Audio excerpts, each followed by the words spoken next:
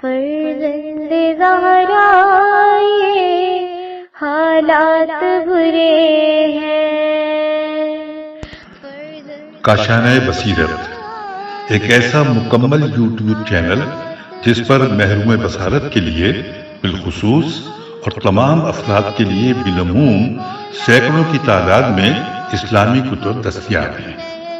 لہذا گزارش ہے کہ آپ اپنی ذمہ داری نبھاتے ہوئے کاشانہ بصیرت کو سبسکرائب کرنے کے ساتھ ساتھ بیل آئیکن کو پریس کیجئے تاکہ آپ علم کے حصول کے ساتھ ساتھ مذہب اہل بیت کی اشاعت میں بھی اہم کردار ادا کرتے رہیں۔ کاشانہ بصیرت۔ فرزند زہرا یہ حالات برے ہیں۔ السلام علیکم سامعین کرام، آپ کی سماعتوں کے لیے کاشانہ بصیرت کی جانب سے الکوثر فی تفسیر القرآن کی جلد دہم کے مطالعے کا سلسلہ جاری ہے۔ آج ہم اس وقت سورۃ اللیل کا آغاز کرنے جا رہے ہیں۔ صفحہ نمبر 187 پر اس کا ٹائٹل پیج ہے، اس کے بعد اگلا پیج جو ہے 188 اس کو بلینک چھوڑا گیا ہے، اور پیج نمبر 189 سے سورہ مبارکہ کا آغاز ہوتا ہے۔ اس سورہ مبارکہ کا نام پہلی آیت میں مذکور لفظ واللیل سے ماخوذ ہے۔ یہ سورہ مکی ہے یا مدنی؟ متعدد اقوال ہیں، ایک شان نزول معقول ہے۔ اس کے تحت اس سورہ کے مدنی ہونے کا اشارہ ملتا ہے، تاہم یہ محل بحث ہے۔ سورہ مبارکہ کا مضمون زندگی کی کامیابی اور ناکامی کے راز کے بیان پر مشتمل ہے۔ جو شخص راہ خدا میں مال دیتا ہے، تقوی اختیار کرتا ہے، تو اس کے لیے آسانی کے اسباب فراہم ہوں گے، اور جو بخل سے کام لے کر اپنے آپ کو بے نیاز سمجھے اور نیکی کو جھٹلائے، اسے مشکلات سے دوچار کیا جائے گا۔ اس کے بعد ایک اہم بات یہ ارشاد فرمائی، اِنَّا عَلَيْنَا لَلْہُدَىٰ، ہدایت فراہم کرنا ہماری ذمہ داری ہے، یعنی اللہ کی ذمہ داری ہے۔ اللہ نے تکوینی اور تشریعی طور پر ہدایات فراہم کی ہیں۔ بسم اللہ الرحمن الرحیم، واللیل اذا یغشا والنہار اذا تجلی وما خلق الذکر والانثی۔ بنام خدائے رحمان و رحیم، قسم ہے رات کی جب دن پر چھا جائے، اور دن کی جب وہ چمک اٹھے، اور اس کی جس نے نر اور مادہ پیدا کیا۔ تفسیر آیات نمبر 1، یہ قسم لیل و نہار کی ہے جو زمین پر زندگی برقرار رکھنے کی بنیاد ہے۔ زمین پر زندگی لیل و نہار کی آمد و رفت سے قائم ہے۔ نمبر 2، وما خلقا میں ما موصولہ ہے، یعنی قسم ہے اس ذات کی جس نے نر اور مادہ پیدا کیا۔ مخلوق کو نر اور مادہ میں پیدا کر کے زمین پر حیات اور زندگی کا تسلسل برقرار رکھا۔ ان سعیکم لشتى، تمہاری کوشش یقیناً مختلف ہے۔ تفسیر آیات، زمین پر موجود لوازم حیات اور انہیں فراہم کرنے والی ذات کی قسم، تمہاری سعی اور کوششوں کا رخ مختلف جہتوں کی طرف ہے۔ تمام اہل ارض ایک قسم کا عمل انجام نہیں دیتے۔ اگلی آیات میں ان مختلف جہات کا ذکر ہے۔ فاما من اعطى واتقى وصدق بالحسنى فسنيسره لليسرى، بس جس نے راہ خدا میں مال دیا اور تقوی اختیار کیا اور اچھی بات کی تصدیق کی، بس ہم اسے جلد ہی آسانی کے اسباب فراہم کر دیں گے۔ تفسیر آیات، انسان کے مختلف اعمال میں سے ان 3 مثبت اعمال کا ذکر ہے جو عمل کرنے والے کے لیے تقدیر ساز ہیں۔ الف، عطا کرے گا۔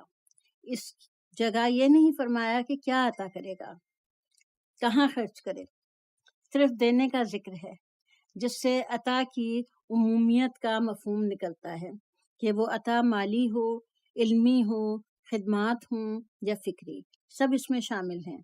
بندہ فیاض ہونا چاہیے ہر میدان میں۔ بے وتقا، تقوی اختیار کرے، یعنی اپنے آپ کو ضرر رساں چیزوں سے بچائے رکھے، اللہ کے غضب سے، ناراضی سے، عذاب سے بچائے رکھے۔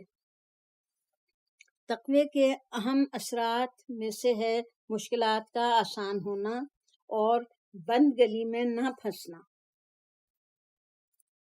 وَمَن يَتَّقِ اللَّهَ يَجْعَل لَّهُ مَخْرَجًا، آیات کی سپورٹ میں یہ پہلا ریفرنس آ رہا ہے، سورہ طلاق کی آیت نمبر 2 ہے، جس کا ترجمہ ہے اور جو اللہ سے ڈرتا رہے اللہ اس کے لیے مشکلات سے نکلنے کا راستہ بنا دیتا ہے۔ وَمَن يَتَّقِ اللَّهَ يَجْعَل لَّهُ مِنْ أَمْرِهِ يَسْرًا، یہ ہم اگلے صفحے پر پہنچ گئے اور اسی کی آیت کی گزشتہ آیت کی سپورٹ میں ایک اور آیت آ رہی ہے جس کا ریفرنس ہے سورہ طلاق ہی کی 4 آیت سے، اور جو اللہ سے ڈرتا ہے وہ اس کے معاملے میں آسانی پیدا کر دیتا ہے۔ جیم، وصدق، اچھی باتوں کی تصدیق کرے، خواہ یہ باتیں عقائد اور نظریات سے متعلق ہوں جیسے توحید اور رسالت، امامت و آخرت، یا اخلاقیات یا احکام سے۔ الحسنہ ایک وسیع مفہوم کا حامل ہے جس میں شرعی، عقلی اور عرفی بھلائی سب شامل ہیں۔ چنانچہ کوئی اچھا کام کر رہا ہو تو اس کی تصدیق اور کوئی برا کام کر رہا ہو تو اس کی تردید، دونوں حسنی بھلائی ہے۔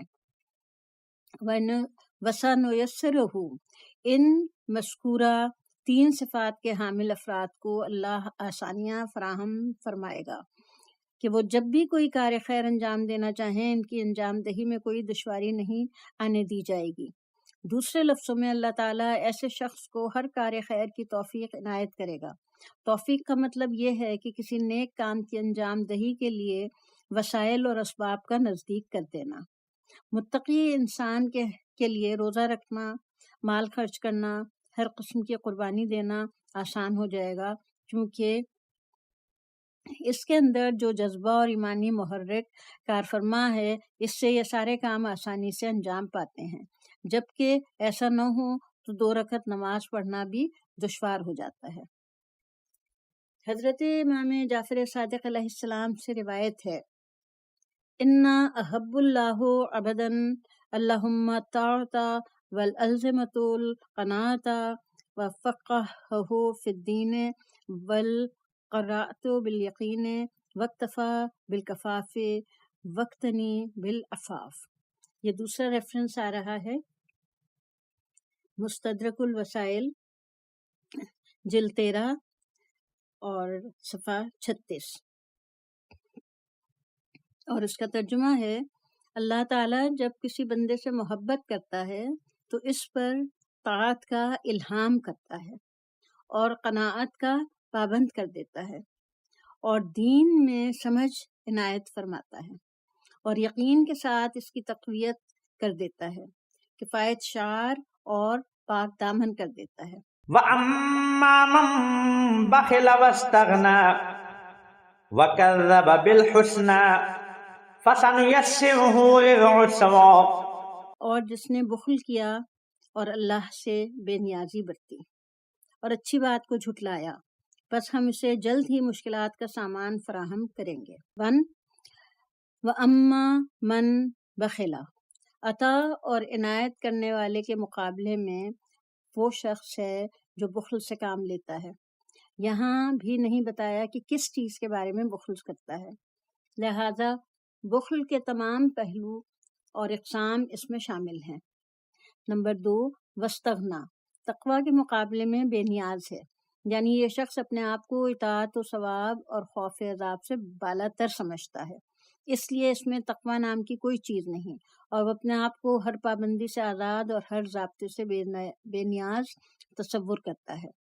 نمبر 3، وَكَذَّبَ بِالْحُسْنَىٰ، اچھی باتیں خواہ عقائد و نظریات سے مربوط ہوں یا اخلاقیات یا احکام اور شریعت سے، سب کی تکذیب کرتا ہے۔ فَسَنُيَسِّرُهُ لِلْعُسْرَىٰ، یہ نمبر 4 ہے، اور اس کی ایکسپلینیشن آگے یہ ہے، کار خیر کی انجام دہی میں ایسے شخص کو اللہ کی کوئی سہولت فراہم نہیں کرے گا، بلکہ توفیق سلب ہو جانے کی وجہ سے کار خیر انجام دینا اس کے لیے سخت دشوار ہو جائے گا۔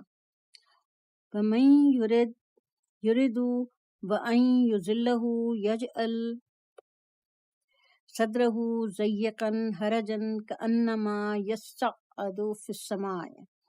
یہ پہلا ریفرنس آ رہا ہے سورہ انعام کی آیت نمبر 125 سے، جس کا ترجمہ ہے، اور جسے گمراہ کرنے کا ارادہ کرتا ہے اس کے سینوں کو ایسا تنگ گھٹا ہوا کر دیتا ہے کہ گویا وہ آسمان کی طرف چڑھ رہا ہو۔ وما يغني عنه ماله اذا تودى، اور جب وہ سقوط کرے گا تو اس کا مال اس وقت اس کے کام نہ آئے گا۔ تفسیر آیات، آخر میں جب یہ شخص مر جائے گا تو قبر، عالم برزخ میں یہ مال اس کے کس کام آئے گا؟ وہاں کے لیے ضرورت کا سامان تو اس نے تیار کیا نہیں ہے، اور جو سامان تیار کیا ہے وہ وہاں کے لیے نہیں ہے، وہ یہاں چھوڑ جائے گا۔ تردہ، سقوط سے مراد جہنم بھی ہو سکتی ہے۔ جب وہ جہنم میں سقوط کرے گا تو اس کا مال اس کے کس کام آئے گا؟ ان علینا للہدی، راستہ دکھانا یقیناً ہماری ذمہ داری ہے۔ تفسیر آیات، ہدایت کی دو قسمیں ہیں، ایک راستہ دکھانا، دوسرے منزل تک پہنچانا۔ اس طرح ہدایت کی دوسرے اعتبار سے دو قسمیں اور ہیں، ایک ہدایت تشریعی اور دوسری ہدایت تکوینی۔ آیت میں علل اطلاق ہدایت کا ذکر ہے، لہٰذا اس میں تمام قسم کی ہدایتیں شامل ہیں، کیونکہ ہدایت کی تمام قسمیں اللہ کی طرف سے رحمت ہیں، اور رحمت کو اللہ تعالی نے اپنی ذات پر واجب کر رکھا ہے۔ کتب ربکم علی نفسہ الرحمت، تمہارے رب نے رحمت کو اپنے اوپر لازم کر لیا ہے، اور یہ ریفرنس ہے سورہ انعام کی آیت نمبر 54 سے 54۔ نیز ارشاد فرمایا، ولا یزالون مختلفین الا من رحم ربک ولذالک خلقہم، مگر وہ ہمیشہ اختلاف کرتے رہیں گے سوائے ان کے جن پر آپ کے پروردگار نے رحم فرمایا ہے، اسی لیے تو اللہ نے انہیں پیدا کیا ہے۔ یہ دوسرا ریفرنس ہے سورہ ہود کی آیات نمبر 118 اور 119۔ ہدایت بمانی راستہ دکھانے کے بارے میں فرمایا، انا ہدیناہ السبیل اما شاکرم و اما کفورا، ہم نے اسے راستے کی ہدایت کر دی، خواہ وہ شکر گزار بنے خواہ وہ ناشکرا۔ یہ تیسرا ریفرنس جو آ رہا ہے یہ ہے سورہ انسان کی آیت نمبر 3 سے۔ ہدایت بمنزل مانی تک پہنچانے کے بارے میں فرمایا، فمن اتبع ہدایا فلا یضل ولا یشقی، جو میری ہدایت کی اتباع کرے گا وہ نہ گمراہ ہوگا اور نہ شقی۔ اور یہ ریفرنس آ رہا ہے سورہ طٰہٰ کی آیت نمبر 123 سے۔ ہدایت تکوینی کے بارے میں فرمایا، قال ربنا الذی اعطى كل شيء وخلقه ثم هدى، موسیٰ نے کہا ہمارا رب وہ ہے جس نے ہر چیز کو اس کی خلقت بخشی پھر ہدایت دی۔ یہ ہے ریفرنس نمبر 5، یہ آ رہا ہے سورہ طٰہٰ کی آیت نمبر 50 سے۔ ہدایت تشریعی کے بارے میں وہی سورہ انسان کی آیت 3 ہے، بمانی ہدایت بمانی راستہ دکھانے سب کے لیے ہے، جبکہ منزل تک پہنچانے والی ہدایت صرف ان لوگوں کے لیے ہے جو راستہ دکھانے والی ہدایت پر عمل پیرا ہوتے ہیں۔ ہدایت تکوینی خلقت، جبلت اور فطرت میں ودیت ہوتی ہے، جبکہ ہدایت تشریعی انبیاء کے ذریعے انسانوں تک پہنچائی جاتی ہے۔ یہ تمام ہدایات رحمت ہیں، اور رحمت اللہ نے اپنے اوپر لازم قرار دے رکھی ہے، لہذا ہدایت بھی اللہ تعالی نے اپنی ذات پر لازم قرار دی ہے۔ وَإِنَّ لَنَا لَلْآخِرَةَ وَالْأُولَى، اور دنیا اور آخرت کے مالک یقیناً ہم ہیں۔ تفسیر آیات۔ دنیا اور آخرت کے مالک ہم ہیں۔ ہمارے یہاں طالب دنیا کو دنیا، طالب آخرت کو آخرت مل جاتی ہے۔ دیگر قرآنی آیات سے یہ کلیہ ہاتھ آتا ہے کہ طالب آخرت کو دنیا بھی مل سکتی ہے، لیکن طالب دنیا کا آخرت میں کوئی حصہ نہ ہوگا۔ من کان یرید حرث الآخرہ نزد لہ فی حرثہ ومن کان یرید حرث الدنیا نؤتیہ منہا وما لہ فی الآخرۃ من نصیب۔ یہ اس کے سپورٹ میں جو پہلا ریفرنس آیا ہے وہ ہے سورہ شورا کا، جو اس صفحے پر جو پہلا ریفرنس آ رہا ہے وہ ہے سورہ شورا کا، جس کا ترجمہ ہے جو شخص آخرت کی کھیتی کا خواہاں ہے ہم اس کی کھیتی میں اضافہ کرتے ہیں، اور جو دنیا کی کھیتی کا خواہاں ہو ہم اسے دنیا میں سب کچھ دے دیتے ہیں اور آخرت میں اس کا کوئی حصہ نہ ہوگا۔ فَأَنذَرْتُكُمْ نَارًا تَلَظَّىٰ لَا يَصْلَاهَا إِلَّا الْأَشْقَى الَّذِي كَذَّبَ وَتَوَلَّىٰ۔ بس میں نے تمہیں بھڑکتی آگ سے متنبہ کر دیا، اور اس میں سے سب سے زیادہ شقی شخص ہی تپے گا جس نے تکذیب کی اور منہ موڑ لیا ہو۔ تشریح کلمات۔ تلظّیٰ کے معنی آگ بھڑک اٹھنے کے ہیں۔ تفسیر آیات۔ فَأَنذَرْتُكُمْ میں فا تفریع کے لیے ہے کہ جب ہدایت میرے ذمے ہے تو میں نے تمہاری تنبیہ کی ہے اور اس آگ سے بچنے کی رہنمائی کی ہے جو بھڑکتی ہوگی۔ نمبر 2، لا یصلاھا، ساتھ یہ بھی بتایا کہ اس آگ سے جھلسنے والا کون ہوگا، وہ شقی ترین ہوگا۔ نمبر 3، الذی، یہ بھی بتایا کہ شقی ترین کون ہے، وہ اللہ اور اس کے رسول کو جھٹلانے، توحید و آخرت کو نہ ماننے والا، اور جب اسے حق اور نجات کی دعوت دی جاتی ہے تو وہ منہ پھیر لیتا ہے۔ یہ ہے اشقا کی تعریف۔ الاشقا، شقی ترین، جہنم کی بھڑکتی آگ میں جائے گا۔ یہ مفہوم نہیں نکلتا کہ شقی جہنم میں نہیں جائے گا، بتانا یہ مقصود ہے کہ تکذیب کرنے والا دوسروں کی نسبت شقی ترین ہے۔ صرف شقی کے بارے میں فرمایا فَمِنْهُمْ شَقِيٌّ وَسَعِيدٌ فَأَمَّا الَّذِينَ شَقُوا فَفِي النَّارِ لَهُمْ فِيهَا زَفِيرٌ وَشَهِيقٌ۔ یہ ریفرنس آ رہا ہے سورہ ہود کی آیات نمبر 105 اور 106 سے، اور ان کا ترجمہ ہے پھر ان میں سے کچھ لوگ بدبخت اور کچھ نیک بخت ہوں گے، بس جو بدبخت ہوں گے وہ جہنم میں جائیں گے جس میں انہیں چلانا اور دہاڑنا ہوگا۔ وَسَيُجَنَّبُهَا الْأَتْقَى الَّذِي يُؤْتِي مَالَهُ يَتَزَكَّى وَمَا لِأَحَدٍ عِندَهُ مِن نِّعْمَةٍ تُجْزَىٰ إِلَّا ابْتِغَاءَ وَجْهِ رَبِّهِ الْأَعْلَىٰ۔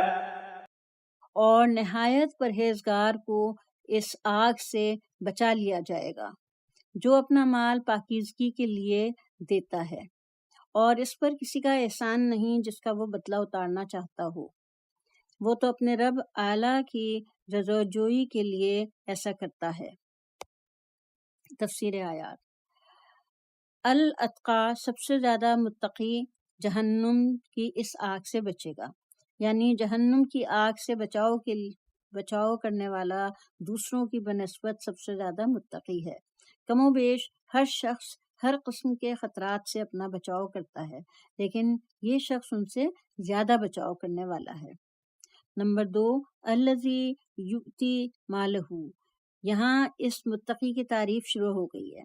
پہلی بات یہ ہے کہ وہ راہ خدا میں جب مال خرچ کرتا ہے تو اس کام کا محرک اور نیت یہ ہے کہ مالی اثار کے ذریعے اپنے نفس کو بخل اور خواہشات پرستی جیسے رذیل صفات سے پاک کرے۔